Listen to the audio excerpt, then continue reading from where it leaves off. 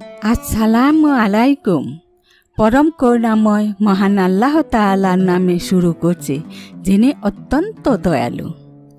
আমি একটি বই হতে পেরে আমি খুশি, ভীষণ খুশি। আমার বিশ্বাস এই পৃথিবীতে আমি দামি, অনেক দামি। আমার পাতাগুলো মূল্যবান, অনেক মূল্যবান। টাকা পয়সা, সোনা দানা, রাজরাজরাদের আলিশান বালাখানা, এমনকি সারা পৃথিবীর রত্ন ভাণ্ডার থেকেও আমি অনেক দামি। বলতে পারো কেন আমি এত দামি, কেন আমার এত মূল্য? সে কথা বলতেই তোমাদের সামনে হাজির হয়েছি। শুনো, আমি মূল্যবান 3 কারণে। 1, আল্লাহ মানুষের হিদায়াতের জন্য কি পাঠিয়েছেন? কিতাব, আসমানি কিতাব। যেমন তাওরাত একটি আসমানি কিতাব, ইনজিল একটি আসমানি কিতাব, জাবুর একটি আসমানি কিতাব এবং আমাদের কোরআন একটি আসমানি কিতাব।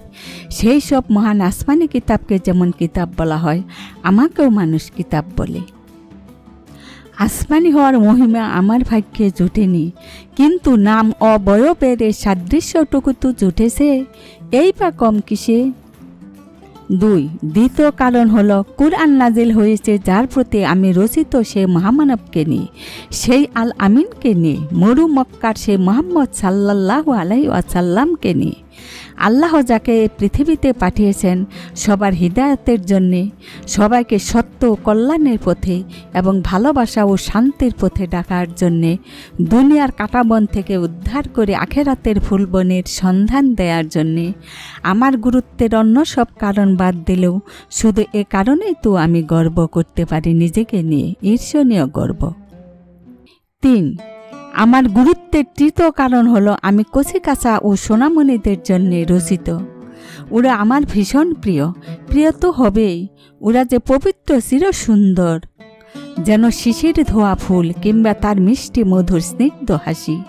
ওরা আল্লাহর কাছেও প্রিয়। আল্লাহর কাছে যিনি প্রিয়, সেই মুহাম্মদ সাল্লাল্লাহু আলাইহি ওয়াসাল্লাম এর কাছেও প্রিয়। তাই আমার কাছেও প্রিয়, ভীষণ প্রিয়। আমার পাতায় পাতায় বর্ণিত হয়েছে যেসব ঘটনা ও কাহিনী, তা আগাগোড়া সত্য, যদিও তা উচ্চারিত হয়েছে বিভিন্ন প্রাণী ও বস্তুর জবানিতে। আর আমার কচিকাঁচা বন্ধুরা তো ওদের মুখে গল্প শুনতেই বেশি পছন্দ করে, নয় কি? আবার বলছি, আমাকে সাজানো হয়েছে কুরআন হাদিস সহ বিভিন্ন সিরাত গ্রন্থ মন্থন করে, নতুন ভাষায়, নতুন ধারায়, নতুন ভঙ্গিতে, নতুন উপস্থাপনায়। আমার বিশ্বাস কচিকাঁচা ও শিশু কিশোর বন্ধুরা ভীষণ মজা করে ও গুরুত্ব দিয়ে আমাকে পড়বে এবং পড়তে পড়তে আনন্দ বিহ্বল হয়ে পড়বে।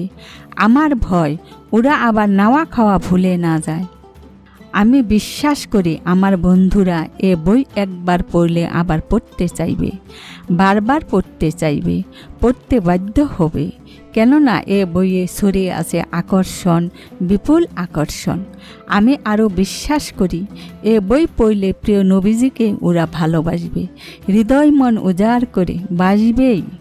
আর এ ভালোবাসার সোনার তরিতে চড়ে ওরা পার হয়ে যাবে এই দুনিয়ার জীবনের সব সাগর মহাসাগর, একেবারে নির্বিঘ্নে, নির্ঝঞ্ঝায়, হুক্তা যতই তরঙ্গ বিক্ষুব্ধ ও ফেনিল উত্তাল।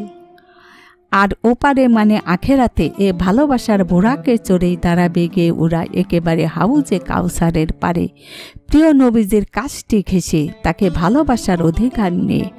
আহা, সে হবে কি মধুলগ্ন! হুকটা আমাদের সবার মধু স্বপ্ন। বিদায়ের আগে আরেকটা কথা না বললেই নয়।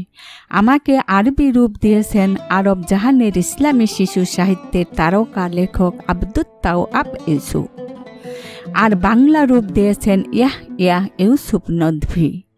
তাদেরকে অনেক ধন্যবাদ। ইয়াহইয়া ইউসুফ নদভীকে আলাদা করে আবারও ধন্যবাদ, কেননা বাংলা ভাষীদের হাতে তিনি আমাকে এই প্রথম তুলে দিয়েছেন। এ সুবাদে এখন কত বন্ধু হবে আমার জন্য এ এক বিরাট সৌভাগ্য। আরব বিশ্বে আমার বন্ধু সংখ্যা কত জানো? অনেক, 70 লাখ, অর্থাৎ 70 লাখ পাঠক বন্ধুর হাতে আমি পৌঁছে গেছি এখন পর্যন্ত। আশা করি বাংলা ভাষার প্রিয় পাঠকরাও আমার বন্ধু হবে এখন একে একে অনেক।